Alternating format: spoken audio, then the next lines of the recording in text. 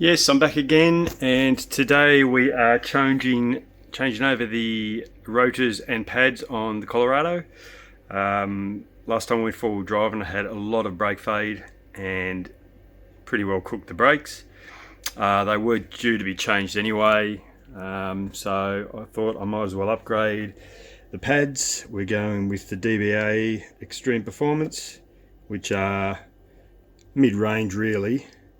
But they're better than your standard pads, and then we're going with the DBA T3 4000 series. They are slotted just to get rid of the excess heat, not cross drilled, because if you get stones caught in them when you're forward driving in the holes, you'll ruin your pads. So the slotted's fine. It's an upgrade from your standard factory discs. So that's what we'll be doing today, and let's get underway. So just some of the tools that you'll need: obviously a socket set. If you've got a rattle gun, it makes it easier. Allen keys, circlip pliers, a couple of screwdrivers, obviously your brakes, jack stand, and I've got a breaker bar. So first thing to do is jack the car up, get the tyre off. Okay, so I've got the car jacked up, wheels off the ground, jack stands in. I've left the jack in there just as in case. So I'll take, these are already loose, so I can take them out, take the tyre off, but you can also take these hex Allen key nuts off, and take this cap off. So we'll do that now.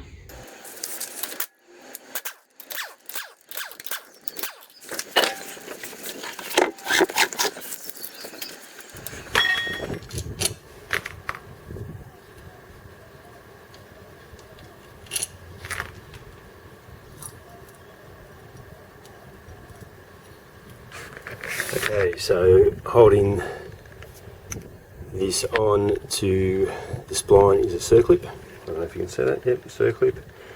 And then there's a couple of, you can see there's like a big washer behind there. So circlip first.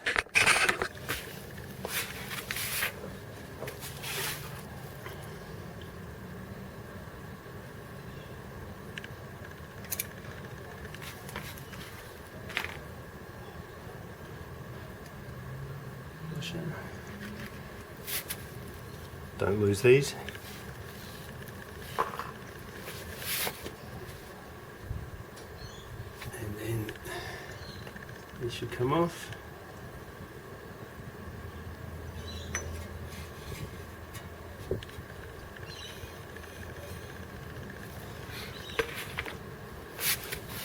Now this is where you need a rag to get rid of the excess grease here.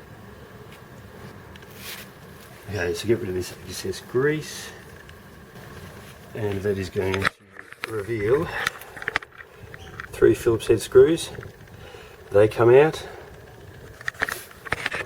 and then there's another retaining ring.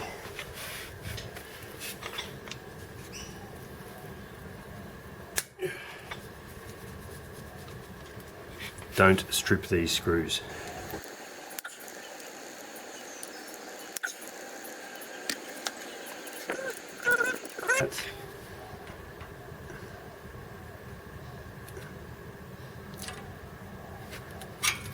Oh shit. Now you can see there are 2 notches on here. Make sure you line it up correctly, so there's a notch on the top and the bottom, and it keys in there. So it's pretty easy to put it back in. It lines, it's self-aligning basically. Okay, now after that there's another threaded retaining ring, so you have to unscrew this. I'm sure there's a special tool for it, but if you can find one of the holes, and this will unscrew. What we'll do is we'll just leave that on for the moment. We want to take the caliper off first. Okay, what I've done is sprayed some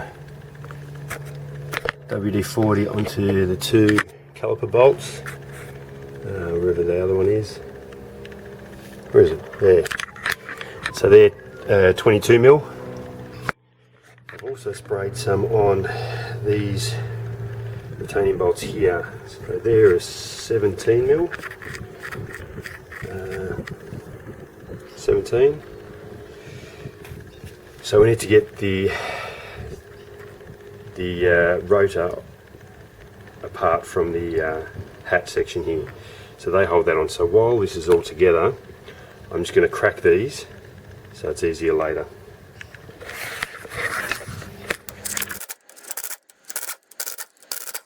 So I didn't take them all the way out, just loosen them off.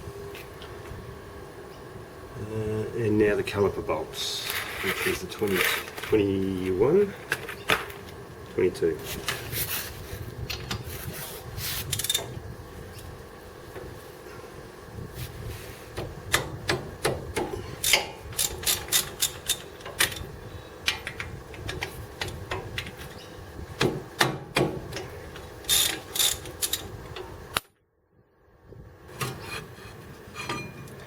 And there's your caliper.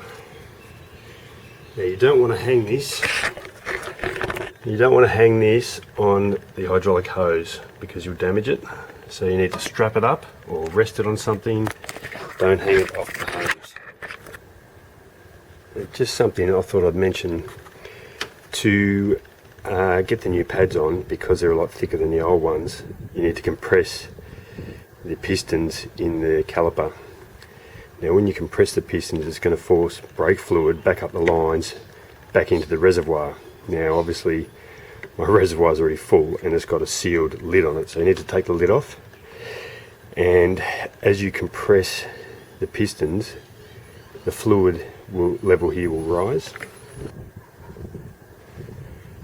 You just need to keep an eye on this, and if you have to take some fluid out, otherwise it's just going to overflow and go everywhere.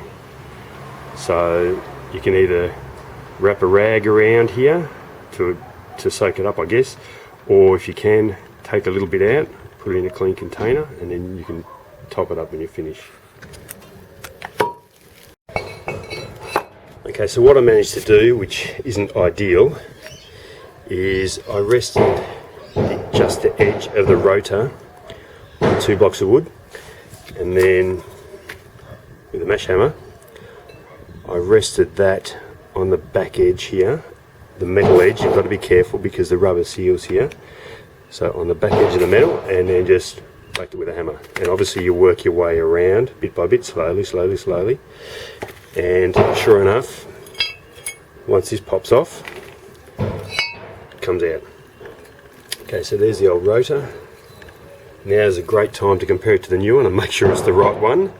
And then we've got to get the hub onto the new rotor, the ABS ring back on, and we're good to go. Okay, so these are the same size, same shape, so they're good to go. First thing we need to do is get some brake cleaner and just clean the surfaces. And then we need to put a little bit of grease just around. I'll clean it up first with a bit of little bit of steel wool and a bit of grease around there, so it goes on a bit easier. Okay, so I'm giving this just a quick clean down with some very, very fine emery paper. Get some of the corrosion off. I'm going to put a bit of this copper anti-seize grease around here. It's just what I've got, but it's also good, according to this, used to eliminate brake squeal. So I might put a little bit on the back of the pads. But anyway, I'll put some on here just to help it go back onto the new rotor easier. So with the corrosion cleaned off the hub and the anti-seize on there, this just dropped in beautifully. Didn't have to hit it with a hammer or anything. So now we put the 6 bolts back in, put the ABS ring on the back, and start putting it back together.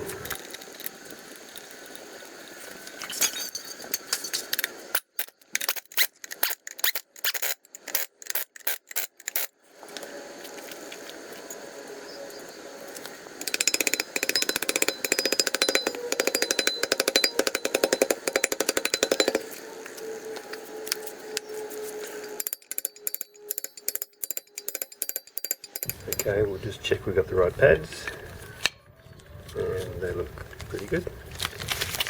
You can see the difference in thickness there. Okay, so that's the whole assembly back together, circlips on. All I need to do is put the cap back on, which I might put a little bit of anti-seize on this face first. Then I'll give the rotor one more clean with brake clean, and then put the pads back in and the caliper back on. Okay, that's the system all back together.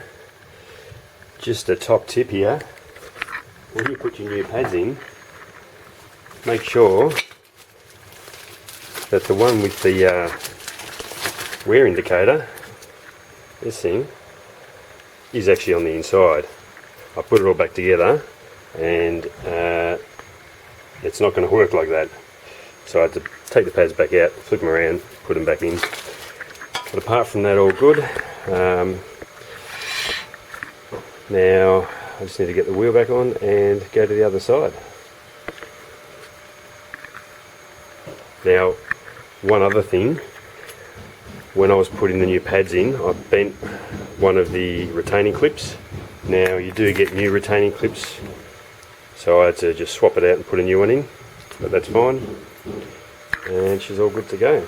You can see how much the brake fluid reservoir has risen, about 15-20 mil, maybe about 10 mil. Anyway, so I'm going to have to take some fluid out of that. That's only after one brake change, so if I do the other side, that's going to overflow.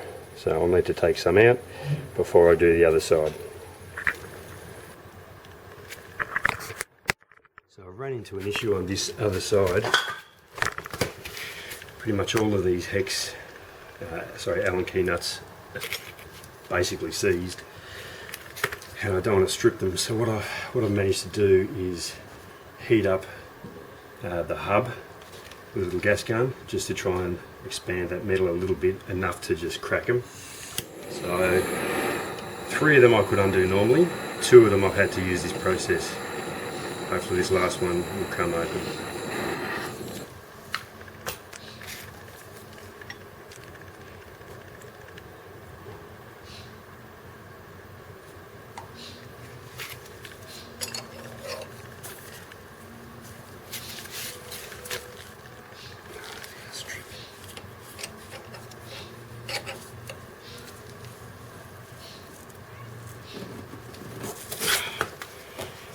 Yes, great.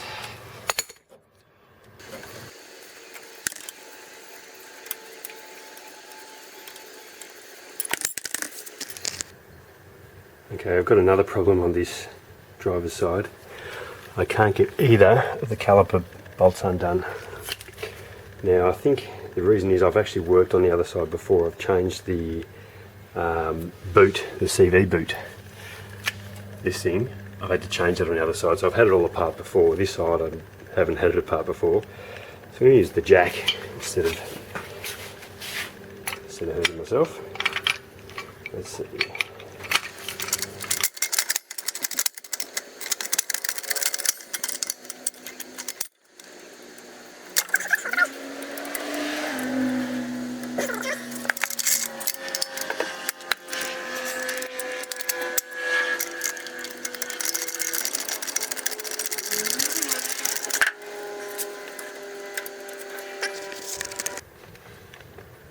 Okay, I've just gone for a test drive.